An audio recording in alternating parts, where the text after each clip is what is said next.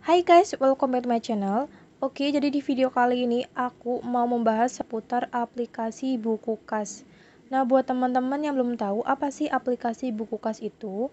Aplikasi buku kas itu adalah aplikasi pembukuan otomatis yang membantu kita dalam mengatur keuangan, baik keuangan harian, hutang piutang maupun UMKM. Nah, buat teman-teman yang punya usaha kecil, disarankan pakai aplikasi buku kas ini karena memudahkan kita dalam pencatatan pengeluaran dan penjualan.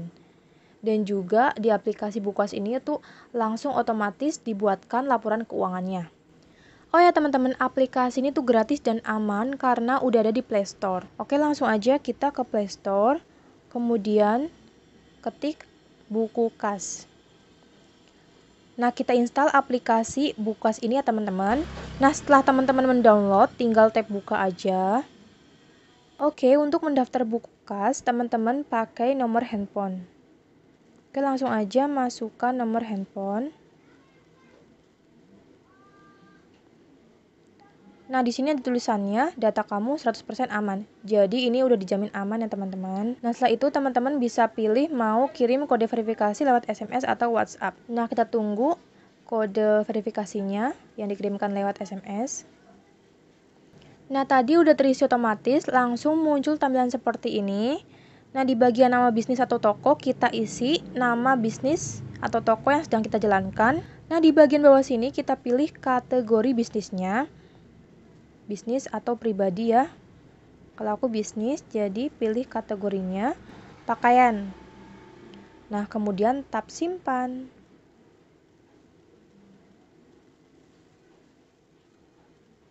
Oke, di sini ada 4 menu. Yang pertama hutang, transaksi, profile, dan yang terakhir jatuh tempo. Nah, di sini aku mau contohkan satu-satu biar teman-teman lebih paham lagi. Dari yang pertama, bagian hutang, aku mau mencoba transaksi hutang piutang. Tinggal tap yang bagian tambah hutang piutang. Nah, di bagian atas sini ada pilihan memberi dan menerima. Kalau misalkan aku yang memberi hutang ke teman aku, berarti aku tap yang memberi. Dan kalau misalkan aku yang menerima hutang dari teman aku, berarti aku tap yang menerima. Nah, misalkan contoh kasusnya aku yang memberi hutang ke teman aku. Jadi aku tap yang bagian memberi. Kemudian masukkan nominalnya. Misalkan teman aku ada hutang baju ke aku 50.000. Kemudian ketik nama pelanggan. Atau misalkan pelanggan kalian udah ada di buku kontak, tap yang bagian pilih dari buku kontak. Kemudian cari nama pelanggan kalian. Misalkan ini. Kemudian kita tap yang bagian catatan atau keterangan hutang baju. Nah, setelah itu tap yang bagian kalender, kita atur ya, dia itu hutangnya tanggal berapa. Tap simpan, kemudian tap yang bagian simpan transaksi. Oke, jadi transaksi ini udah dikalkulasi otomatis oleh buku kas. Nah, di bagian sini ada menu lunaskan, atur tanggal jatuh tempo, laporan, ingatkan, SMS. Misalkan kita mau ngatur tanggal jatuh temponya kapan. Tap aja, tap yang bagian tanggal 25. Kemudian simpan. Nah, jadi nanti kita nagih pada tanggal 25 Oktober 2020. Tombol ingatkan ini tuh untuk mengingatkan ke teman kita untuk membayar hutangnya gitu. Misalkan kita mau ngingetin teman lewat WhatsApp atau chat atau email. Atau misalkan kita mau SMS aja gitu. Aku mau ngecek tanggal jatuh temponya. Misalkan di sini ada banyak histori hutang pelanggan gitu. Jadi kan kalau misalkan histori hutang pelanggan banyak, kita nggak bisa ngecek satu-satu tuh, gimana pusing ya. Kita tinggal tap yang bagian jatuh tempo di pojok kanan atas. Nah, lalu kita pilih deh, misalkan kalau terlambatnya udah ada berapa, kalau kita misalkan lupa, belum nagih, atau hari ini ada yang belum tagih, atau mendatang. Tuh, kalau mendatang tuh ada teman aku yang utang 50.000 yang akan ditagih tanggal 25 Oktober 2020. Nah, misalkan teman aku mau melunasi hutangnya, tap yang bagian transaksinya. Kemudian kita tap yang bagian menerima. Aku udah menerima 50.000 ya, udah nerima semuanya.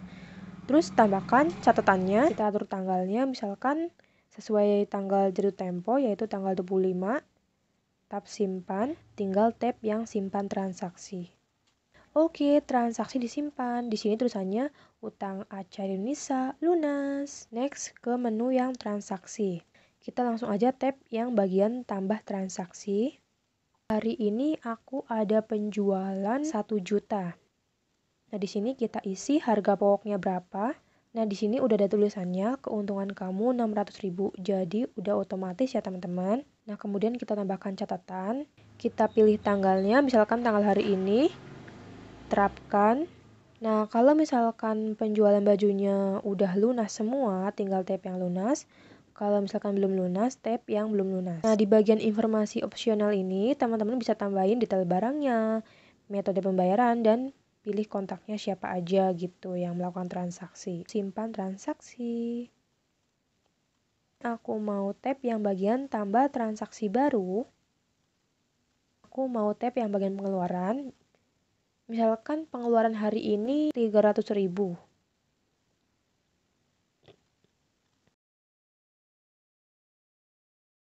Nah, di sini langsung ada ringkasan pengeluaran dan penjualannya ya teman-teman.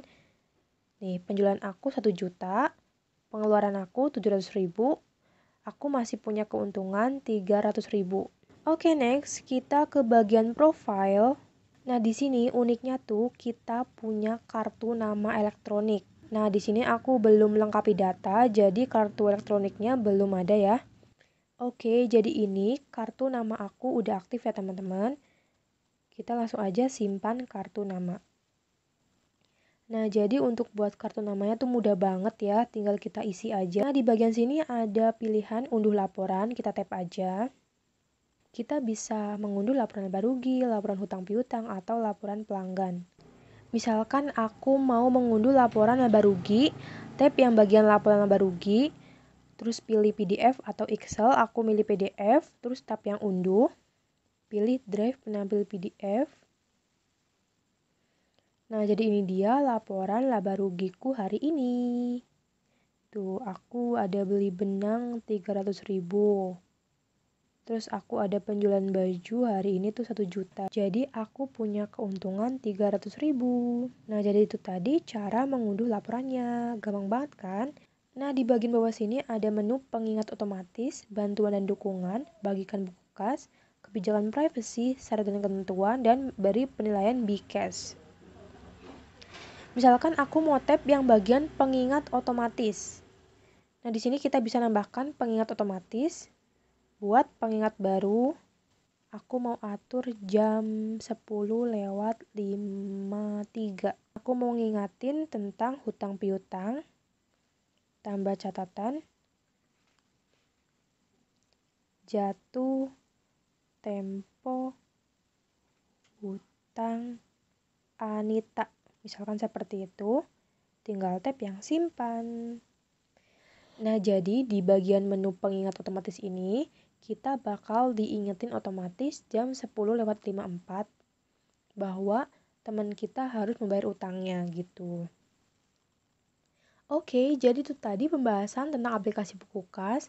Nah, buat teman-teman yang punya usaha kecil atau UMKM, teman-teman download aja aplikasi buku kas karena aplikasi ini tuh gratis, aman, dan gampang banget dipakainya. Selain menghemat waktu, aplikasi ini tuh udah otomatis membuat laporan keuangan setiap harinya. Oke, jadi segitu dulu review kali ini tentang aplikasi buku kas. Semoga bermanfaat buat kalian semua. Dan semoga juga bisa jadikan referensi buat kalian. Dan buat kalian yang belum subscribe, jangan lupa klik tombol subscribe. Dan jangan lupa juga nyalain bel notifikasinya agar kalian selalu mendapatkan info-info terbaru channel aku. Oke, see you next video dan jangan lupa untuk bahagia.